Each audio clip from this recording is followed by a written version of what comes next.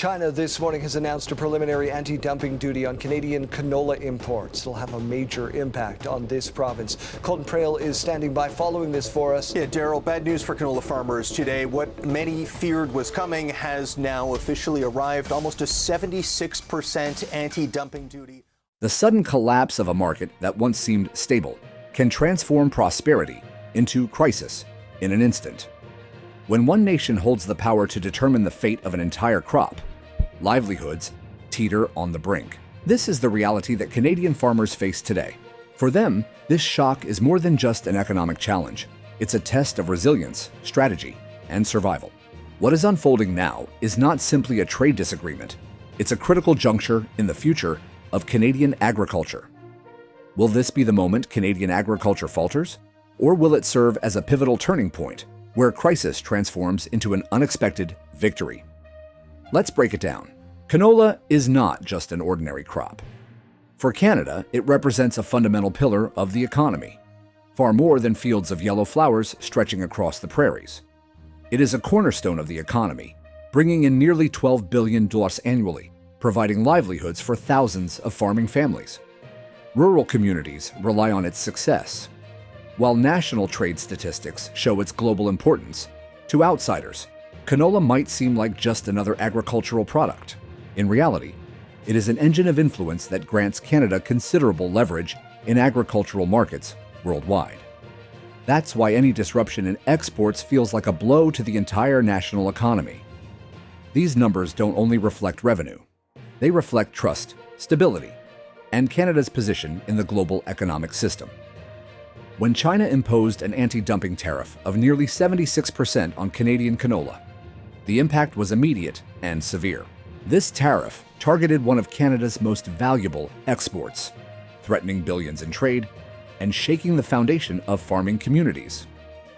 At first glance, it seemed like a direct attack on the heart of the Canadian economy. However, this move was part of something much larger than the crop itself. Behind this action lies a deeper political story. It follows Canada's decision last year to impose 100% tariffs on Chinese electric vehicles, aligning Ottawa with Western allies determined to counter Beijing's growing global influence. China's retaliatory move, framed as an anti-dumping measure against canola, was more than just a technical policy. It was a deliberate message. Beijing argues that Canadian subsidies distort the market, driving down prices and hurting its domestic farmers. Canada counters by claiming its agricultural programs are standard measures to stabilize production, not to flood foreign markets with cheap goods. While the debate might sound technical, at its core, it's about power, influence, and leverage within a tense economic rivalry. The statistics speak volumes. In 2024, China imported nearly $5 billion worth of Canadian canola, making it Canada's second-largest buyer. The sudden imposition of tariffs has sent shockwaves through global markets, driving down prices and forcing Canadian farmers to seek new buyers. For farmers, this couldn't have come at a worse time, with harvest cycles already underway and contracts suddenly in jeopardy. However, even as the shock sets in, Canada's response demonstrates the resilience that has long characterized its agricultural sector. The country has developed a system designed to absorb these types of shocks, backed by infrastructure, logistics, and decades of experience navigating tough trade conditions. New markets in Asia, Europe, and North America can help cushion the blow. Meanwhile, investment in higher-value canola products provides another avenue for growth. While the disruption is painful, it also opens up new opportunities for diversification, innovation, and reinforcing Canada's role in global food security. However, China is not immune to the consequences of its actions. By raising the cost of Canadian imports, Beijing risks driving up domestic prices, which in turn affects industries relying heavily on canola oil and animal feed. Although officials may claim the tariff is a protective measure, it risks inefficiency, bottlenecks, and inflation within China's own borders. These ripple effects highlight the vulnerabilities of using blunt trade tools in a global market that's deeply interconnected. As this tariff takes effect, Canada faces mounting pressure to respond. Agriculture Minister Heath MacDonald and International Trade Minister Maninda Sidhu have convened urgent meetings with the Canola Council of Canada and the Canadian Canola Growers Association to determine the best course of action. The industry has warned that a 76% tariff isn't just restrictive. It's effectively shutting off access to a $5 billion market. The political debate within Canada is heating up, with Conservative MP Michelle Rempel-Garner condemning the tariffs as a devastating blow to Western Canada's economy. She argued that this crisis could have been avoided and called for immediate federal action. Her criticism reflects growing frustration in farming communities that rely on canola as a key driver of local prosperity. The absence of a visible federal response only deepens the unease. It's important to note that China's investigation into Canadian canola began nearly a year before the tariffs were implemented, following Canada's decision to impose tariffs on Chinese electric vehicles. This context makes it clear. This conflict isn't limited to the fields of Saskatchewan or Alberta. It's part of a broader reshaping of global trade, where agriculture, technology, and politics collide.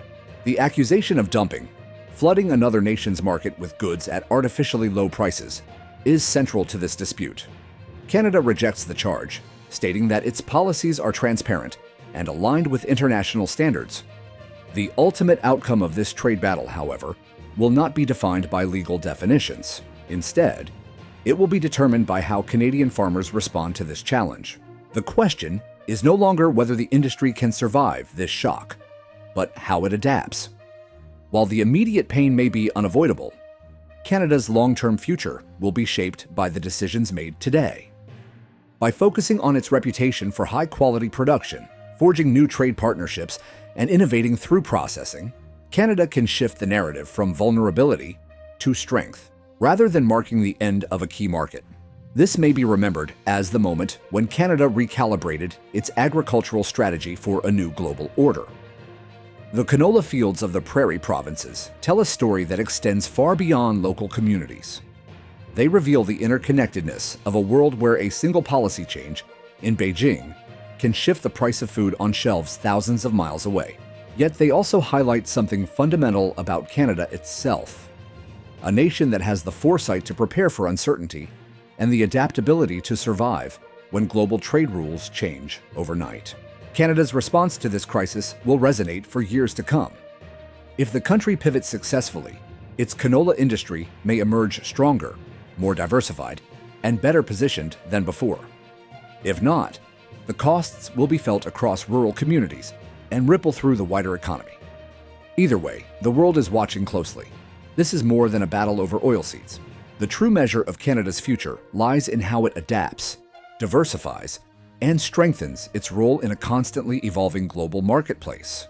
In this regard, Canada has demonstrated that foresight and resilience can overcome immediate disruptions. Its reaction to China's anti-dumping tariff of 75.8% was a testament to strategic thinking and action. Farmers feared collapse, exporters braced for losses, and policymakers were faced with one of the most severe trade blows to agriculture in recent years. But rather than succumbing to the crisis, Canada took swift action, rolling out programs designed to buffer farmers from the worst of the financial impact. Price insurance and reserve funds were introduced to stabilize incomes and ensure that production would continue without disruption. This quick response reassured communities across the prairies that they would not face this challenge alone. At the same time, the private sector demonstrated its adaptability. Farmers, exporters, and industry associations immediately shifted focus to new markets. What could have been a devastating loss of access to China became an opportunity to build stronger trade relationships elsewhere. Within a single quarter, exports to the EU, Japan, South Korea, and Southeast Asia increased by 20 to 30%. This ability to pivot rapidly highlights Canada's commitment to reducing its dependency on any single market, ensuring that no country holds disproportionate sway over its future. Furthermore, investments in value-added canola products have positioned the sector for future growth, moving beyond raw commodity exports into high-margin products like refined oils and bio-based ingredients. In doing so, Canada's agricultural sector has demonstrated resilience, adaptability, and a clear strategy to maintain its position in global markets. It has reshaped canola from a commodity crop into a strategically significant resource in food production, renewable energy, and supply chains. By embracing innovation, Canada is positioning itself not just as an agricultural producer, but as a global leader in sustainable and advanced food systems. This shift toward higher value products and market diversification is exactly the kind of strategy needed to withstand volatility in global trade. The focus on adaptability, flexibility, and innovation ensures that Canada's canola industry will not only survive trade disruptions, but will emerge from them stronger than before. This transformation is not just about surviving. It's about thriving in a world where global markets can change in an instant. Canada has shown that when markets close, the right strategy can open new doors, turning disruption into opportunity. The canola industry has come a long way, proving that resilience, foresight, and innovation are the key ingredients to thriving in a volatile global trade environment. The question now is, can Canada's adaptability continue to lead the way in global agriculture? The future of agriculture and the global balance of power in trade may very well depend on the answer.